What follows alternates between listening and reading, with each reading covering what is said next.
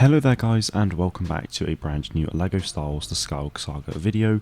The game finally released yesterday, which is pretty crazy to think about, and so far I've spent about 7.5 hours streaming it, which has got me about halfway through Revenge of the Sith. Since I've had a decent amount of playtime already, I thought I'd do a first impressions review for today's video, and there are 6 main things that I wanted to talk about.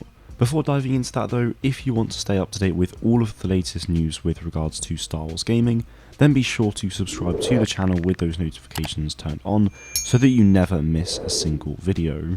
I've also got a ton of LEGO Star Wars videos releasing over the coming weeks, so make sure you stick around for those. Starting off with the new gameplay mechanics, I just wanted to say that every aspect of it so far is absolutely incredible, and I'm having a ton of fun playing. Before the game released, I wasn't too sure if I'd be fully into this new gameplay style as it was so different to the previous LEGO games, but now having played, I think they absolutely nailed it. I love that the gameplay can still be super simple by just spamming the same buttons, but if you want to make it look and feel a lot cooler, then you can go for the combo moves, and that just adds a huge amount of depth to the game. The only real issue I have at the moment though is when you're a lightsaber hero in a boss battle, you can't unlock the camera, which means that you're constantly focused on the boss, and I'm not really a huge fan of that.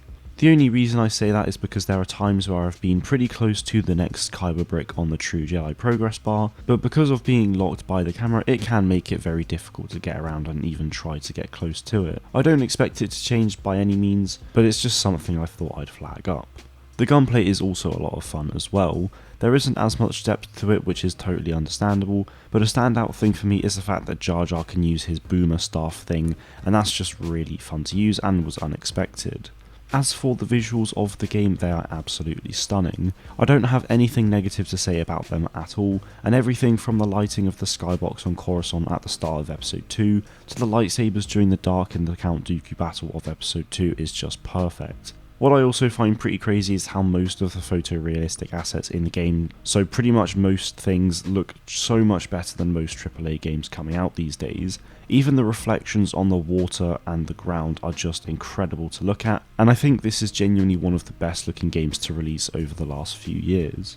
The missions in LEGO Star Wars The Skywalker Saga have also been a lot of fun so far as well, but I think it's a shame that most of them are so short, meaning that you could easily finish a mission within 5 minutes or less. With that said, I do think each mission works really well for the story being told, and some levels do have some good length to them as well, like the Droid Factory level in Attack of the Clones. The Droid Factory was one of my least favourite levels in the complete saga, so I was very curious to see how it would play in the Skywalker Saga, but so far it's honestly one of my favourite missions of the game.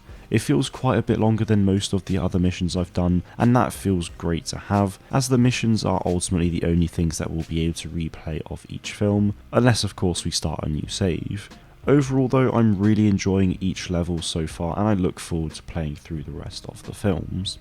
As for the things to do in the open world, this was a big thing for me leading into the game, as I love open world games that give us lots of things to do, and the Skywalker Saga does not disappoint at all, with over 700 puzzles to complete and over 100 side quests. The puzzles and side quests will easily keep me occupied for a couple of months, and I can't wait to play through them all. Much to my surprise though, I found out that I haven't even completed a single side quest yet, though I have done a number of puzzles. The main reason for my surprise was that some of the puzzles genuinely feel like side quests to me, and I am a really big fan of that. Each puzzle adds something really unique to the story of the game and ultimately the films, though of course they're not canon, it's still really fun to think about. Even beyond the puzzles and side quests, I love just running around and breaking things to get studs. It's super satisfying to do, and exploring each location is a blast. I'm really pleased with just how expansive this game is. I've almost finished episode 3 now, and I therefore still have quite a long way to go until I unlock all of the planets, but out of the maps I've unlocked so far, it already feels so big, which makes me very happy. Another thing that makes me happy is the sheer number of characters in the game, with over 400 characters including DLC.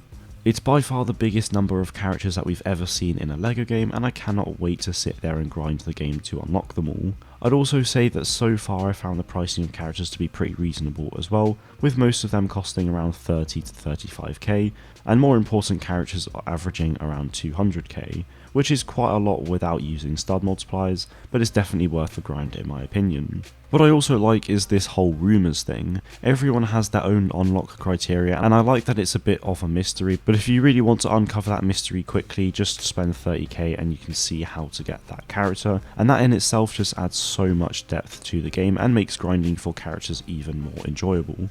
The final thing I wanted to discuss today is pretty much the only complaint I have about this game, and whilst it's something I have an issue with, I'm not going to lose any sleep over it because the game already has a ton of content, and I think TT Games has done an amazing job with the game. The problem I have though is the lack of capital ships and ground vehicles.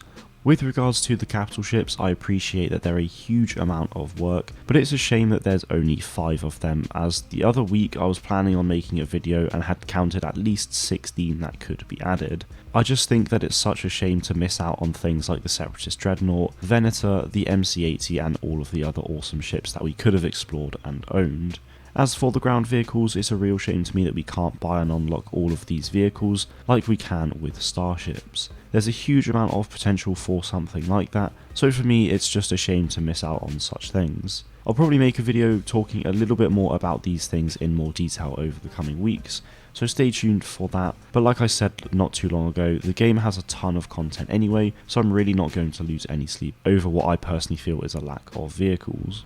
To summarise, LEGO Star Wars The Skywalker Saga is by far the best single player Star Wars game that I've ever played, and I specify single player because I don't really like to compare single player and multiplayer games together as they can be vastly different. LEGO Star Wars The Skywalker Saga has got pretty much everything that I could have hoped for, and I'm really excited to carry on playing through the rest of the films. So thank you TT Games for creating such an amazing and funny retelling of the Skywalker Saga, and I look forward to future LEGO games as the Skywalker Saga has also provided an amazing foundation for them. Anyway guys, they are my first impressions of LEGO Star Wars The Skywalker Saga. Let me know what you think of the game in the comments below. Thank you all very much for watching, and may the Force be with you always.